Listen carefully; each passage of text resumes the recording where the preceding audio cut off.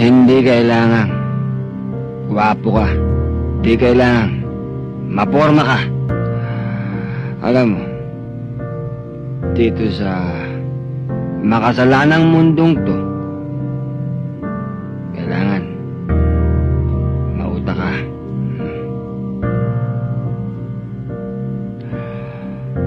Kung may utak ka, madaling gumawa ng pera. Kung may pera ka, meron kang lakas, impluwensya. At kung may impluwensya ka, lahat ng babae dito sa mundong to sa'yo. Sabi nga nila kapag ang pera ang nagsalita, lahat makikinig.